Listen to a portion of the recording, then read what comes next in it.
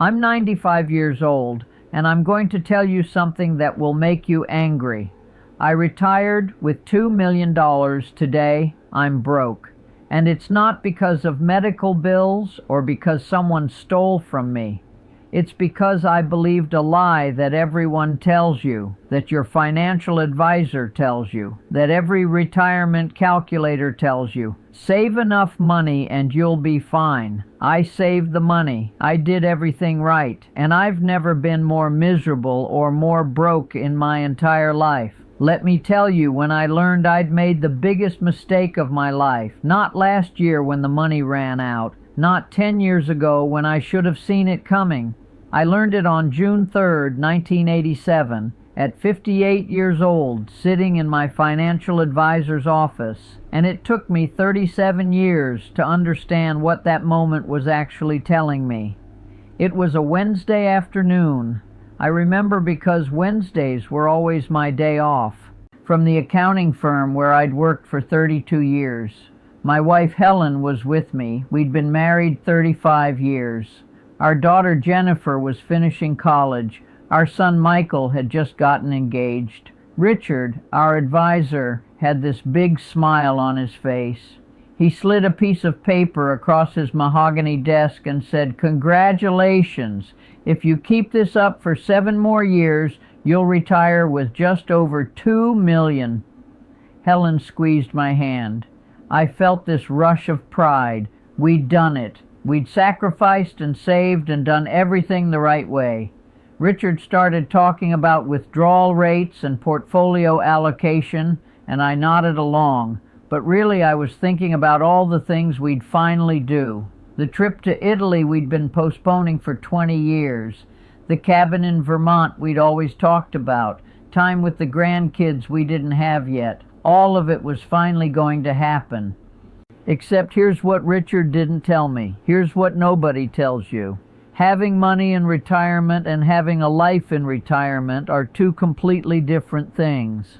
And I spent the next 7 years optimizing for the wrong one. I worked until I was 65, not because I had to. By 63 I'd hit the number, but I kept going because, well, 2 more years meant an extra $200,000. 2 more years meant a bigger cushion. 2 more years meant more security. Helen said, "Honey, we have enough. Let's just go." But I said no. I said not yet. I said just a little bit more. Those 2 extra years cost me everything. Helen died 3 months after I retired. November 17th, 1994. She was 63 years old. We were supposed to leave for Italy in January. We'd already booked the trip. Rome, Florence, the Amalfi Coast. Everything she'd dreamed about since she was a girl. She never saw any of it. It was her heart. They said it was sudden, that she didn't suffer. But I know better. She suffered every single year I made her wait.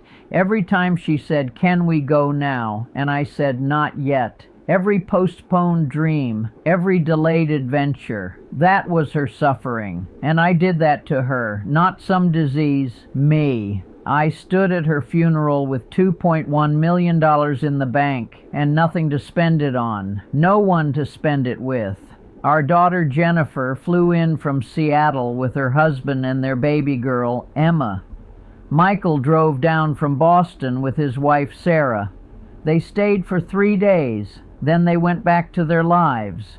And I was alone in our 4-bedroom house with more money than I'd ever had and nothing but time to spend it. But here's what nobody tells you about retirement money. It doesn't buy back time. It doesn't resurrect the dead. It doesn't fix what you broke when you were too busy saving it. I thought I was being responsible. I thought I was being smart. Take those 2 extra years. Build that bigger cushion. Secure that comfortable retirement. But I wasn't being smart. I was being afraid. Afraid that somehow the number wouldn't be enough. Afraid that something would go wrong. Afraid to actually live while I still could. And that fear, that careful, reasonable, responsible fear, it killed my wife's dreams, and eventually it killed mine too. The week after Helen's funeral, I found her journal in the nightstand drawer. I shouldn't have read it, but I did. And on page after page, year after year, she'd written about the places she wanted to see. Italy, yes, but also Ireland, where her grandmother was born. Alaska to see the northern lights. Even just Nashville, because she loved country music, and we'd driven past it a dozen times but never stopped. Every entry ended the same way. Maybe next year.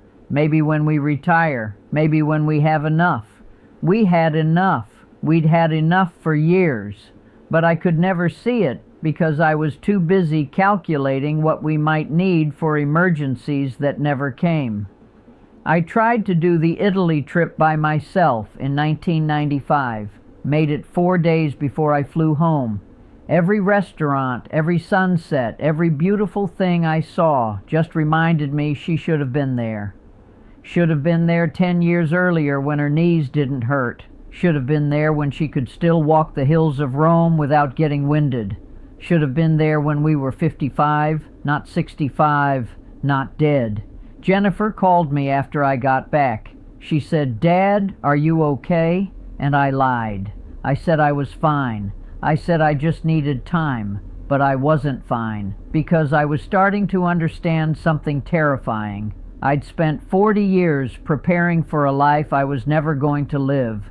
I married again in 1998. Margaret, sweet woman, a widow herself. We met at a grief support group, had 8 good years together before the stroke took her in 2006. And even with Margaret, even after everything I'd lost with Helen, you know what I did? I still hoarded the money. She wanted to take a cruise. I said cruises were overpriced. She wanted to help her grandson with college. I said he should take out loans like everyone else. She wanted to redo the kitchen.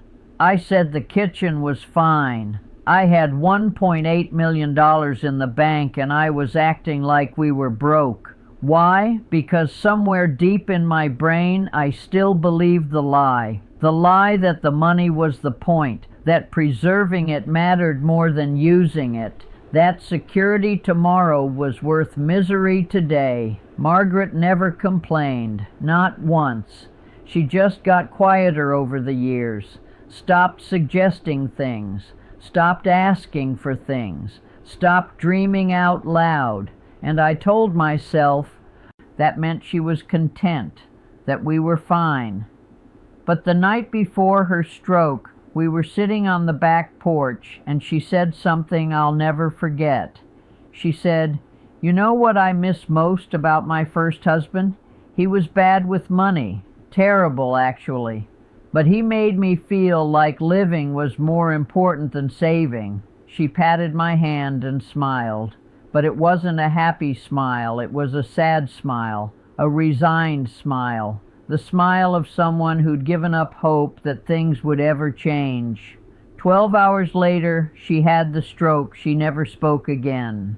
My son Michael died in 2011. He was 52, massive heart attack, same as Helen. I was 82. We'd been having the same argument for 5 years. He wanted to quit his corporate job and open a woodworking shop. He was miserable in finance, had been for 20 years, but he had a mortgage and 2 kids in high school, and he was afraid. And I, his father, the man who should have told him that life is short and dreams don't wait. What did I tell him? I told him to be practical. I told him to think about retirement. I told him to keep the steady job. He died at his desk on a Tuesday morning, never having made a single piece of furniture for sale, never having tried, and my money, my carefully saved, responsibly invested $1.6 million couldn't buy him one more day, couldn't buy him the courage I should have given him, couldn't buy back all the advice I gave him that was really just my fear dressed up as wisdom. At Michael's funeral, his daughter Lisa, she was 19 then, she came up to me and said, "Grandpa, Dad always said he learned everything about money from you." And the way she said it, it wasn't a compliment. I wanted to defend myself. I wanted to explain that I was just trying to help him be responsible, but I couldn't, because she was right. He did learn. everything from me. He learned to be afraid. He learned to postpone. He learned that the number in the bank account matters more than the life you're living. And those lessons killed him just as surely as the heart attack did. After Michael died, something broke in me. I started spending.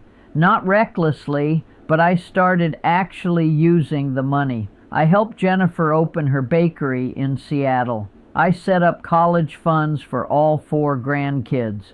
I took Emma, my oldest granddaughter, to Paris for her 21st birthday. I bought a smaller house and gave most of the furniture to charity. I donated to the woodworking school in Michael's name. I finally started living like the money was a tool, not a trophy. But here's the thing about spending money when you're in your 80s. Your knees are shot, your back hurts. You get tired by 2 p.m. Half the things you saved for 40 years to do, you can't do anymore. That cabin in Vermont I always wanted, bought it at 84.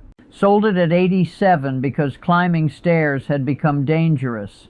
That woodworking hobby I was going to take up in Michael's memory, my hands shake too much now. That social life I was going to have, most of my friends are dead. And you know what else happens when you finally start spending money in your 80s. People judge you. My neighbor Dorothy, she's 73, she told me last year that I was being irresponsible, that I should be preserving my wealth for my family, that I should be more careful. And I wanted to laugh. I wanted to ask her what good preserving wealth did for Helen or Margaret or Michael. But I didn't, because she's still living the same lie I lived for 65 years. She still thinks the point is to die with the most money. She hasn't learned yet that you can't take it with you and it can't buy back the life you didn't live. I'm 95 years old and I'm broke. Not completely broke. I have about $40,000 left and my Social Security. I'll be fine. I'm not starving. But the $2 million is gone, and you know what? I have no regrets about spending it. My only regret is that I waited so long, that I didn't spend it at 55 when Helen and I could have traveled the world, that I didn't spend it at 65 when we could have at least traveled the country, that I didn't tell Michael to quit his job and I'd cover his mortgage for 2 years while he figured it out, that I didn't understand until it was too late that money is worthless unless you convert it into life, into experience, into time with people you love before they're gone. You're sitting there right now, probably 40, maybe 50, maybe 55, and you're doing exactly what I did. You're checking your retirement account, you're calculating your number, you're telling yourself just a few more years, just a little bit more, just until you hit that magic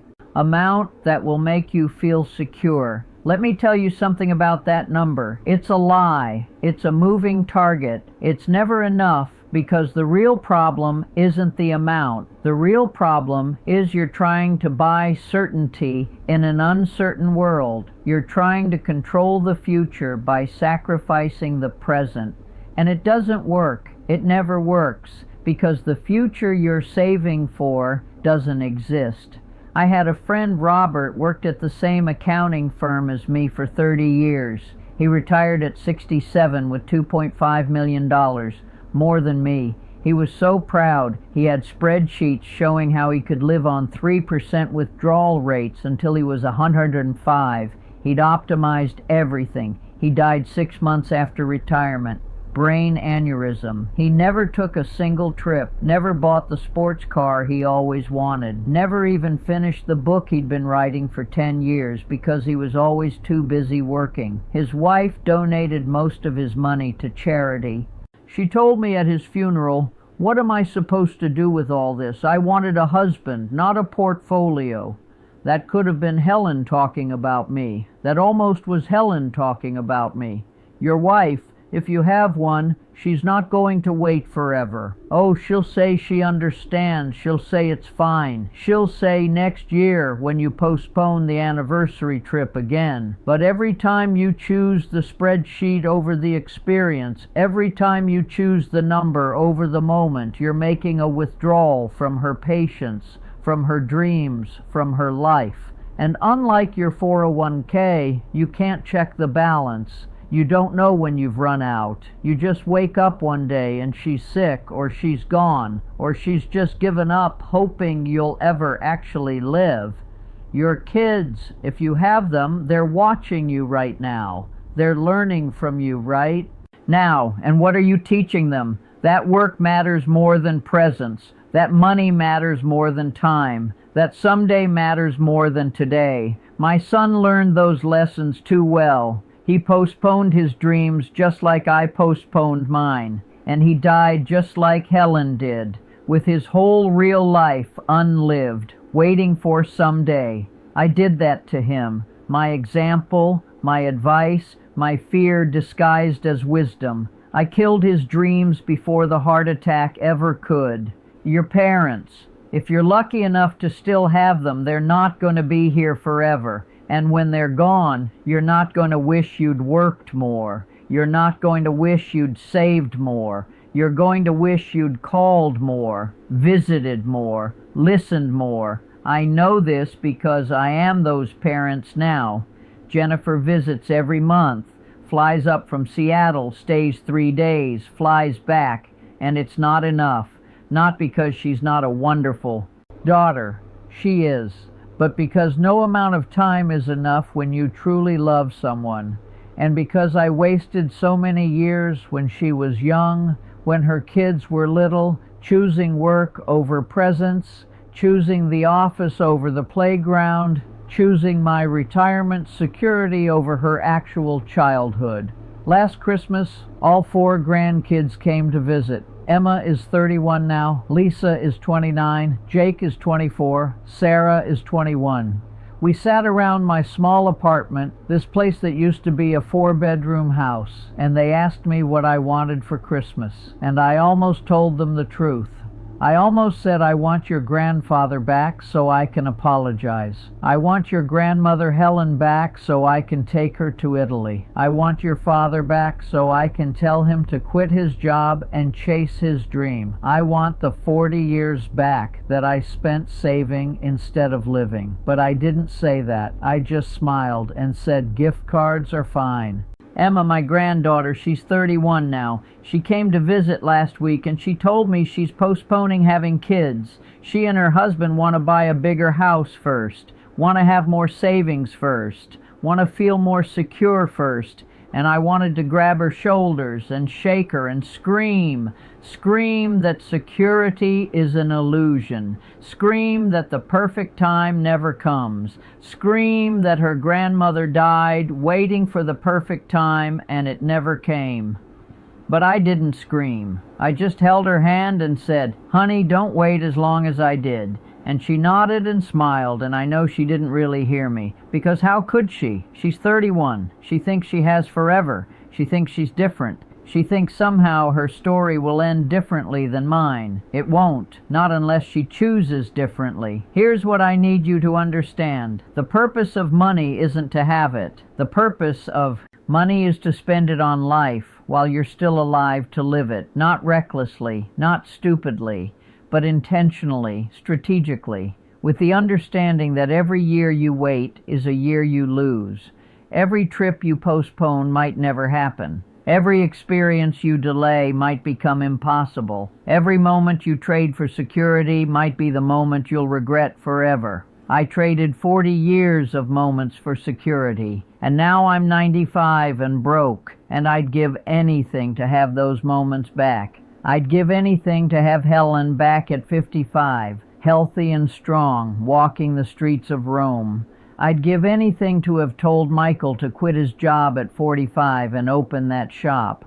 I'd give anything to have chosen life over money while life was still available to be chosen. But I can't have those things. My time is gone. Helen is gone. Michael is gone. Margaret is gone. the healthy body that could have hiked and traveled and played with grandchildren. That's gone too. All I have left are regrets and lessons learned 30 years too late. But you still have time. Not as much as you think, not as much as you're pretending, but some. Enough to make different choices than I did. Enough to not die with money in the bank and life unlived. Enough to not become me. Stop checking your retirement calculator and check your life instead. Stop asking, can we afford it? And start asking, can we afford not to? Stop postponing the trip, the career change, the dream, the conversation. Stop treating your life like a dress rehearsal for some future that may never come. Because I promise you, sitting here at 95, broke and alone, the money I saved didn't save me. The experiences I missed, the time I wasted, the life I postponed, that's what killed me. Not all at once, slowly, one not yet at a time. I'm out of time, but you're not yet. So stop reading this and go book the trip. Stop reading this and quit the job that's killing you. Stop reading this and tell your wife you love her and actually mean it with your attention, not just your words. Stop reading this and call your kids, hug your parents, live like the money is a tool, not a trophy, because someday you'll be 95 and broke like me. And the only question that will matter is whether you spent your life or just saved for it. Don't do what I did. Don't wait.